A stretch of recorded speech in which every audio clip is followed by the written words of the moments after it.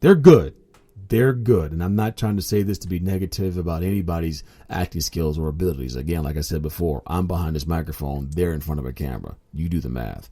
However, I think from an audience standpoint, you probably saw the story and really, really enjoyed it. And you're thinking to yourself, wow, this would have been really cool if there's maybe Tom Hanks or maybe Julia Roberts or maybe some other big time A-list actor or actress. And I get that. So I think that's what kind of bogged it down. Also, too, if you did pay attention to the clues, you were able to figure out the story relatively quickly. If you did that, you found yourself being bored for the next, hour or so. So I thought for my own personal rating, the Sentimental Cocktails rating, I gave it a 3.5 out of 5 remotes. I thought the story and the pace of the story was well done, and it definitely kept you trying to figure things out. So, but it's kind of neat. Once you kind of figure out what's going on and the characters figure out what's kind of going on, there's some really interesting scenarios in that last half of that second act and how the story kind of builds to its climax. So I did find this entertaining, and it did make me pause and think about some of the decisions that I've made in my life and the ones I'm currently making, and also how it definitely might affect those in my future. Whenever I read the synopsis of a film, I start thinking about what it is I want to drink, but sometimes I'm just not quite sure. Sometimes I like to get into the movie, and then about halfway through I'll stop and I'll try to, figure out where I want to go or what I think is going to be good to drink as I finish up the second half of the movie. So I'm watching Enter Nowhere, and no cocktail was coming to me. And then I started thinking about the characters and, the time periods from which they are all kind of out there and connected and what they're all about. And, the only thing I could think of that probably the one commonality that all three characters probably enjoyed was beer. Now, the question is, what kind of beer? Now, we've done craft beers before on this show, or IPAs, but in this situation, we're going to specifically go after German craft beers. Yes, and you'll see why we're going after German craft beers when you watch this movie. So, I'm not going to give you any particular German craft beer. Am I saying German craft beer a lot? I'm saying it too much again. Let me stop. I'm not going to give you any particular label or brand of German craft beer, but different types are out there. Pilsner, Landbier, Kellerbier, Hefeweizen, Lemon Radler, they're all out there. Just grab one, maybe a Bach or an Ernbacher or Urbach or whatever it is. Just find a nice classic craft beer. German. It's got to be German. And when you watch the movie, you'll know exactly why it's a German beer. I just didn't, watching this, I didn't think any of these characters were cocktail drinkers. They didn't come off to me like that. And I didn't feel right sitting there sipping on some type of fancy smancy drink while these guys are going through all their trials and tribulations. So I think that if all of these individuals, I think when the film comes to a conclusion, I could honestly see them sitting down, not with a whiskey or maybe a bourbon or some type of martini. I could see them all sitting down with a nice cold bottle of suds. German suds.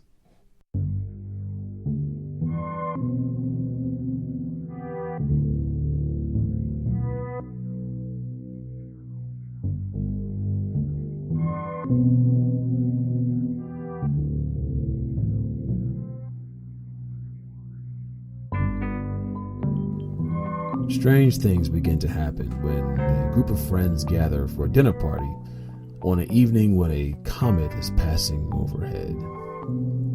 Doesn't sound like much, does it? Well, let me tell you something. When this film plays itself out, it is one of the more interesting stories that you will have watched in a very, very long time. Now, this is an ensemble film, so it stars 8 major characters who you've probably seen on a variety of television shows over the years. So let me run through this relatively quickly, as I don't really want to get bogged down into telling you everything that they've ever been in. But Emily Baldoni plays M, 45 credits, lots of TV, most notably known for Ghost of Girlfriends Past. Maury Sterling, 103 credits, lots of television, comic, video game voiceovers. You probably will recognize him from that awesome television series called Homeland. Nicholas Brendan, 43 credits. Again, lots of television, was on Criminal Minds, Buffy the Vampire Slayer, and Kitchen Confidential. Lorraine Scafaria, not much of an actress, but she wrote Hustlers and Seeking a Friend for the End of the World, which is one of my favorite super movies starring Steve Carell. And I think it's Keira Knightley, if I'm not mistaken. Elizabeth Grayson, 33 credits, former Miss America, made her bones on Highlander and Suspenses. Hugo Armstrong, 51 credits, plays Hugh. He was in Lucky, Room 104, and was opposite Denzel Washington in Roman Israel Esquire, if you haven't seen that film. Alex Monaghan, 7 credits to her name. 7 credits to his name. He plays Amir. He was in a film called Spanish Fly. He also did some voiceovers for Rangoon, and he was also in Grey's Anatomy. And Lauren Mayer, 21 credits to her name. She pretty much is known for being Scarlet in Pirates of the Caribbean. Like I said, I wish I could go more into it, but too many credits, too many movies, just way too much. So we're going to kind of move into this thing. Now, when it comes to the arcs, I cannot go through all 8 arcs. So it's kind of weird to explain what's happening here. This isn't the most scripted story. So it's kind of hard to explain how these arcs all play themselves out. There are moments where it seems like these actors are just given a scene and they're kind of told to push their way towards the director's desired outcomes. And as you're watching this, I was trying to figure out, well, wait a minute, because the way they were talking, they were acting, it was just, I hate to use the word organic, such a catchphrase nowadays, but it just seemed to be just way too spontaneous or off the cuff. So I did a little research on this film and I read up about it, and come to find out that James Ward Burkett, the guy who wrote and directed the movie, he revealed how he approached this movie as kind of like almost like an experiment. He basically stated that he wrote a 12-page treatment that kind of outlined all the twists and all the reveals and the character arcs for each person. And they were kind of assembled as like pieces to this puzzle that was going to happen scene by scene. However, each day, instead of giving them a script, he only gave them a page of notes for their individual character, minus everybody else, where there was a backstory, information, and motivations, and that when they would come to the set, they would only be prepared to play their character, not knowing anything about anybody else or how they would respond to their characters. So this is really almost like a night at the Improv, where you're given a card and how you're supposed to act, and then a series of events happen, and then you have to properly act according to the information you were given on your sheet of paper. So each night that they're shooting this, which only took place over the course of 5 evenings, each night they're shooting this, all the reactions are real, all the surprises are real, all the responses are real. So this is it's an interesting, it's a pretty interesting vibe as to the way this thing plays itself out. The dialogue and the reactions, I'll be honest with you, do not disappoint. Now, the conflicts that are involved in this movie. Each one of these characters has a demon / hidden story / redemptive tale regarding their existence. And what the comet does when it flies overhead, it kind of opens up these cracks in these characters. So when you start thinking about their backstories and how they have to resolve these conflicts, the comet brings these ideas, it makes them kind of bubble up, and then they have to and then you're watching them kind of figure things out as you're navigating this weird reality that has now opened itself up to them. Now, as far as other items regarding supernatural phenomena, there are some definitely philosophical ideas that are discussed in this movie, such as Schrodinger's cat, quantum mechanics, and the paradox of quantum supposition. Yeah, I just said a lot. And yeah, believe me, when I was watching this movie, I did have to stop it a couple times and do my own research to figure out what the hell these guys are talking about. But it's worth it if you don't mind playing along with the psychological puzzle. If you don't like science, if you don't like this kind of movie, you're going to get bored real quick. But if you like sitting there trying to figure something out, you're definitely going to enjoy it. This movie is really for people who like to have their mind bent and stretched intellectually. Now, as far as the plot type, I don't know, man. It was kind of hard to give it a plot type. But I guess when I really broke it down, for me, it kind of came off as like a genie in a bottle kind of thing, because one of the characters does kind of have a wish. And the big question is, if you had this wish and it was granted to you, what would happen? Thematically, I thought the idea of this movie revolved around a do-over. Throughout this film, the characters constantly speak of days that have gone by and mistakes they've made and decisions that have caused them varying levels of pain in their life. And the question you have to ask yourself, if you had a chance to do it all over again, would you take it? Even if it meant potentially committing murder. There's like an underlying tension in all of our lives where we would like to wonder what would it be like if we could change the possible outcome? Or better yet, what would it be like to actually live another life? Now, as far as the structure of the film goes, it comes in a very, very tight 89 minutes. So again, all of these movies are about an hour and 20 minutes long. Man, you could watch all of them in one day if you don't really want to watch the NFL this weekend. That's right. As far as the structure goes, in the first act, the gathering occurs. In the second act, the comet flies overhead, initiating a series of strange events. About midway through the movie, converging plot lines and backstories all of a sudden begin to collide. And by the third act comes along, one of the characters has a chance to bring about some change in their life. So the question is, who is that person? Now, James Burkett was the director, also wrote it, and he also came up with the conceptualization of the story. And he talked about this as the experiment of an unscripted drama. What would it be like if I could pull this off?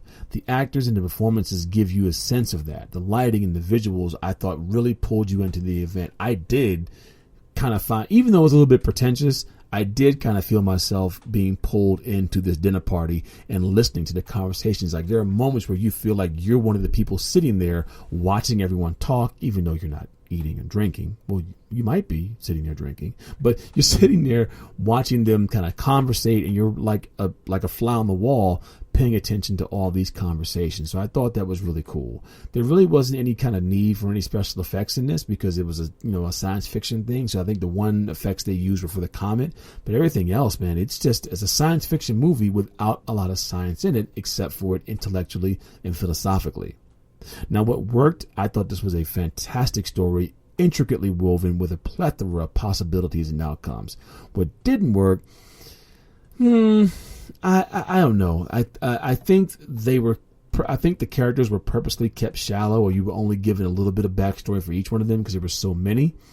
So for me, I guess it would have been nice to learn a little bit more about them. But I guess it's when you're at a dinner party, you really don't know everybody there, do you? That's why you're brought there. You're brought there just for conversation and to drink and to kind of shoot the breeze. So in that regard, I guess it was kind of accurate. But on the other regard, you kind of want more. That's just me being the viewer.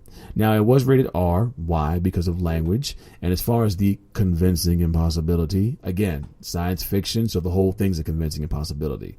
IMDb gave it a very, very solid, very, very strong 7.3. Rotten Tomatoes gave it a smoking 88%, and the audience was also a very, very strong 81. A lot of people like this movie. The critics like this movie. IMDb like this movie. So this is a fantastic movie. It is it's a simple movie with it's a simple movie with a complex topic that when you take all these matters and you put them in with a very small cast and crew, and you don't give anybody a script, and you throw them all into one pot and you shake things up, it does give you some genuine moments of excitement and tension and drama and trying to figure things out. And as you're going through this, you are actually, brought face to face with some questions you have to ask yourself. What would it be like if you were to run into some of the scenarios or possibilities that these characters kind of come into? So for me, I thought it was really, really cool. I gave it a strong 4 out of 5 remotes. Couldn't give it anything more than that. Not a 4.5 or 5, but man, I really, really enjoyed it. If you are patient and you enjoy intelligent, kind of like whodunit or puzzle kind of piece movies where you're trying to figure things out and you don't really figure it out until like the last 2 or 3 minutes of the movie, then Coherence is definitely a look. And don't forget, you will need to have your computer or laptop open when this movie starts up to try to figure some things out. But by the time it's over, you'll be asking yourself some of the existential questions that are being asked inside this movie. Am I in the right timeline? Should I be in this timeline? And if I could leave this timeline, would I do it? With this being a dinner party movie, the only thing I could think of for you to watch and enjoy this film with would be a white wine. Now, I know you can bring any kind of wine. And the reason why I said wine is because typically when you go to a dinner party, you bring